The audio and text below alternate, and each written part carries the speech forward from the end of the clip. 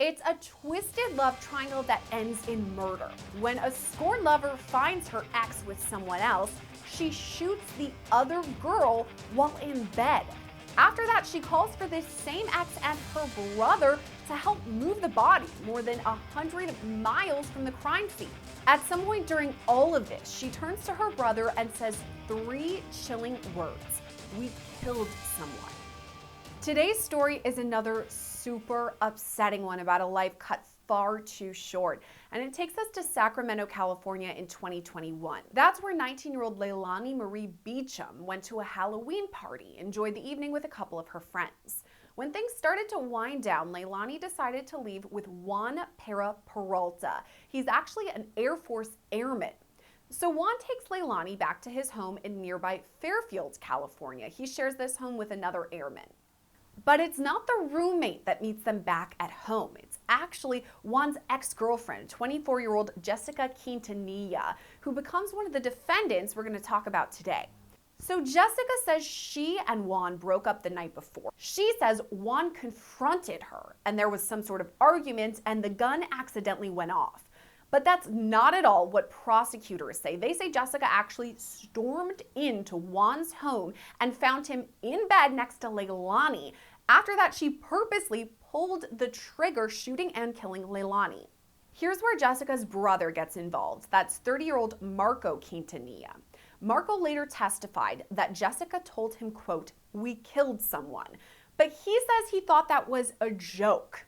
Even so, Marco helped Jessica carry out Leilani's body, but so too did Juan.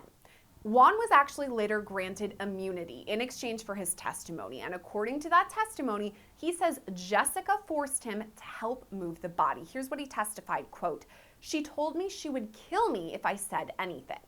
So Leilani's body was then moved about 130 miles south of the crime scene to Salinas, California. But during all this, Leilani is reported missing on October 30th because she disappeared after the Halloween party.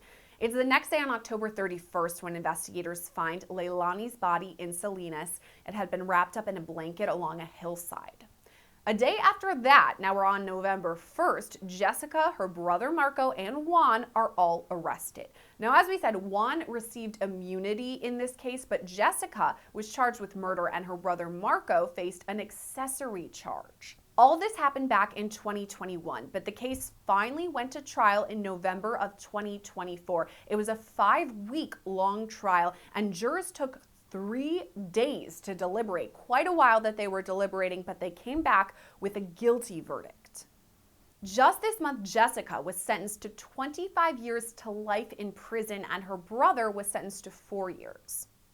All right, here we are with former prosecutor Melba Pearson. And Melba, I wanted to talk to you specifically today because of your history as a prosecutor. With a case like this, how do you even begin? I know it's salacious right from the start because we have a love triangle and a murder of a very young girl. Yeah, so thank you for that question. And this is definitely a tragic situation all around. You have a beautiful young person who was cut down in the prime of her life as a result of jealousy. So, where you start as a prosecutor is, first of all, you've got to put the emotion to the side. As tragic as it is, you have to focus on what the evidence is. And in this situation, the prosecutor was quite fortunate to be able to flip or have some of the people that were involved in this horrible homicide testify against the other people involved. So that is definitely a huge piece of evidence that was able to inform the jury and get them to that point of voting guilty. But also, again, you still have the physical evidence in terms of, poor Lilani's her body, as well as the testimony of the cooperating witness, as well as the brother being like, "I just thought my sister was kidding when she said she killed somebody." That's a separate issue. I, We'll I get to have, that.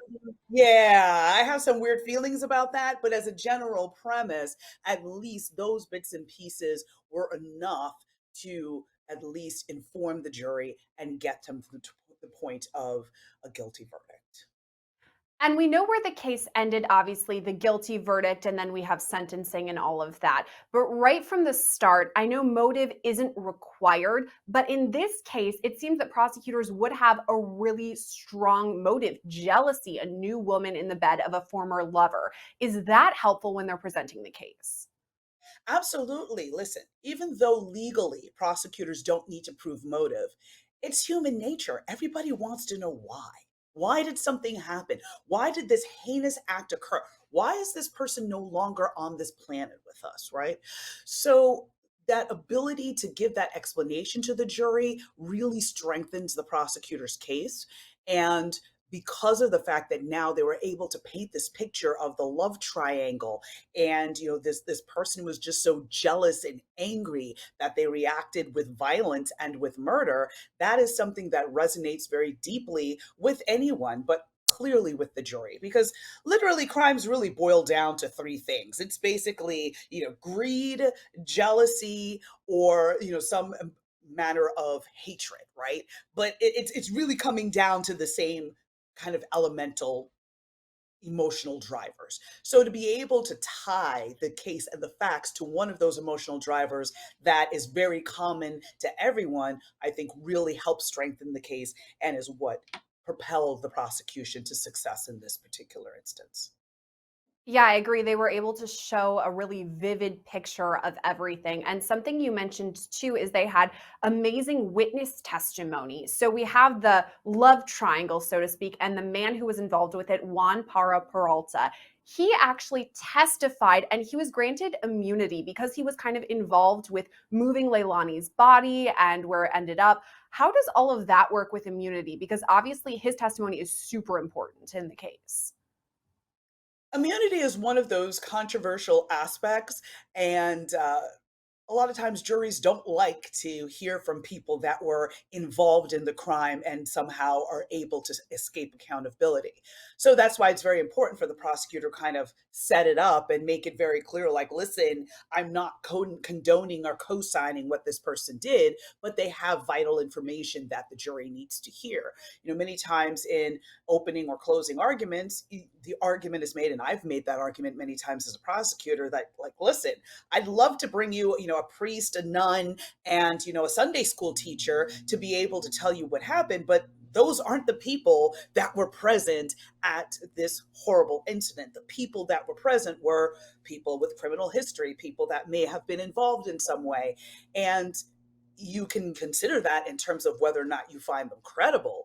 But at the end of the day, these are the people who are claiming to be the eyewitnesses. And the jury has to make the decision as to whether or not they're telling the truth and try to put to the side whatever prejudices they may have because of the person's lifestyle or whatever the case may be. So that brings up a really good point in the witness testimony. So we have Pero Peralta who went through and explained what he saw, everything that's great for the prosecution. But there's also the testimony of the defendant's brother who comes up and says, she said something to me to the effect of, we just killed someone. And the brother testifies that he thought this was a joke at the time. I have a couple of questions about this. One, how could you believe that's a joke, especially when you have a body right there? I don't really buy that. And then two, do we often see siblings working together to help one another get out of a crime situation? So I don't really buy the brother's testimony on that, because at the end of the day, you tell me you just killed somebody. I look to my left and there's a body laying there. I'm going to put two and two together and make four. And I'm not going to think, oh, they're just kidding. It would be in a vacuum where there was no body. They were in a bar drinking and she made that comment. I could understand the brother being like, she's just kidding. But literally, the evidence is in front of you. And then after that, you go and help your sister dispose of the body? Yeah, no. No, no, no, no, no. He should the good thing about his presence in this case is that he was able to give critical testimony. But at the same token, if he had refused to help his sister, he could have provided the same testimony and then not have to have served a prison sentence at the end of giving said testimony. That's a really good point. Obviously, he's being held accountable for his actions because he did choose to participate in something really gruesome. But if we're looking at the defense side of things, the defendant says the gun accidentally went off. She says that she was confronted in this bedroom. She didn't seek out Leilani, but she was confronted by the man they both had relations with. I mean, what do you make of all of that? Was her defense, I mean, we saw how the case ended, but could her defense have been strong in any way? The only place I would have gone to as a defense counsel was almost like a temporary insanity type of thing, right? That she just came in, she was so blinded by rage, and she acted in this way. She regrets it. She's so horribly sorry. Something along those lines. You just kind of have to own it because the I didn't do it or some other person did it, that wasn't going to cut it. And the reality is, guns don't just go off. Right? It takes a good 7 pounds of pressure, if not more, in order to pull the trigger and basically end someone's life. So this isn't that, it's like a little feather that you accidentally just brushed your hand against the gun and now suddenly it went off and killed somebody. No, there's intentionality involved. There's, again, more force involved in terms of being able to pull the trigger. And so her story didn't make any sense and could not hold water.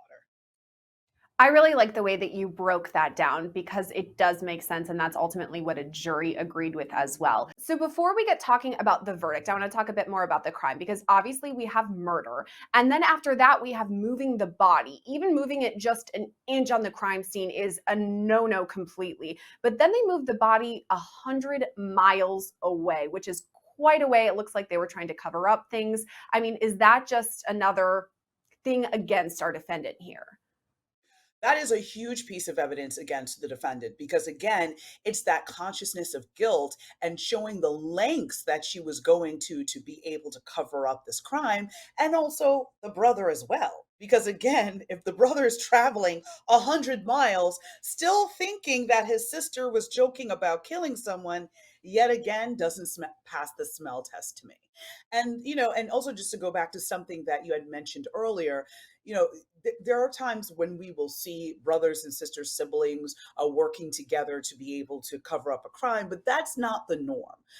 You'll usually see situations where the sibling had heard from the other sibling, oh, I did XYZ, ABC, and they may either think it's a joke or they may try to advise them, listen, you need to turn yourself in, or maybe you should talk to a lawyer. So you many times see the sibling having knowledge of the crime, but not necessarily participating. So that's where I tend to see in terms of that.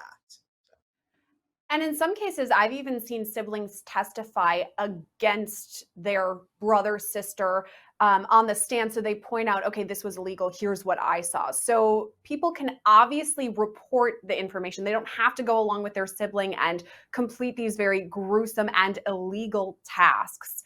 Talking about the verdict, though, the jury obviously reached a verdict of guilty here. Do you think there were any questions at all, or do you think it was a very easy decision for them? I don't think that juries coming to a decision is ever easy because depending on the level of the charge, you either have 6 or 12 people that come from different walks of life, different life experiences. So, there is a lot of discussion and going back and forth. So I'll never say the deliberation process is easy, but I would say this set of facts is very straightforward. You have a jealous girlfriend, you have the witnesses that say, hey, the poor victim Leilani was murdered, that she was moved 100 miles away from the crime scene, that she was reported missing. Everything was very straightforward and would be very simple for the jury to grasp in terms of the law is not that complicated when it comes to it, and the facts are not that complicated once it's been presented in totality in court.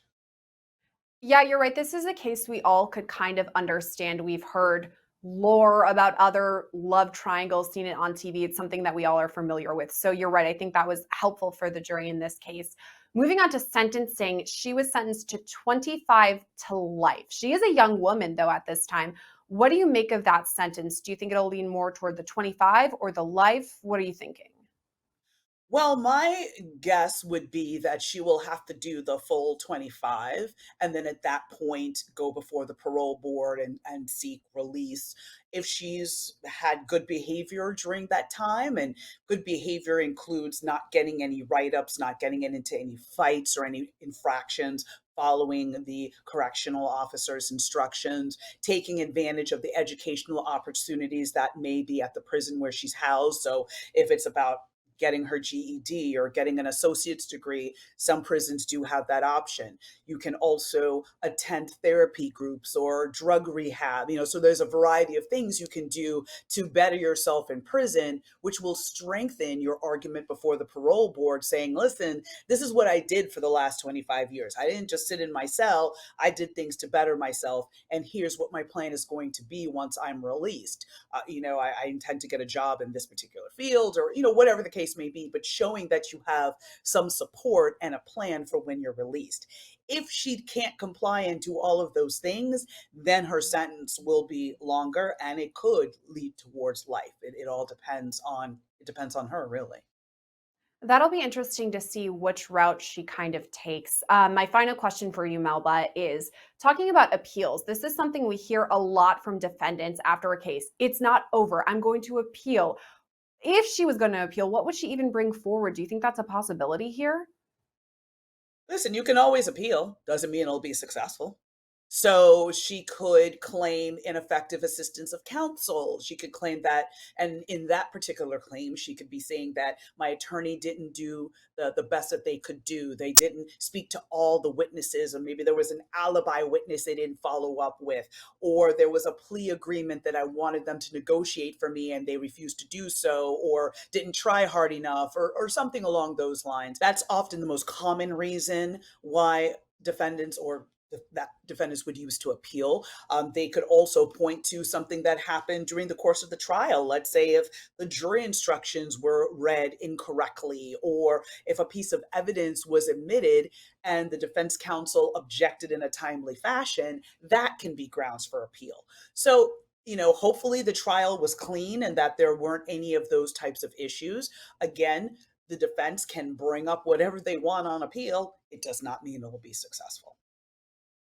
Just another disturbing case we're covering here on Law and Crime. Melba Pearson, thanks for coming on and walking us through it. Thank you so much for having me, as always.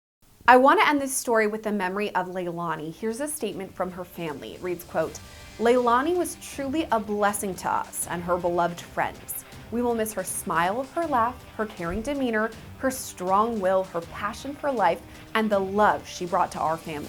We love you, Leilani. Reporting for Law and Crime, I'm Sierra Gillespie.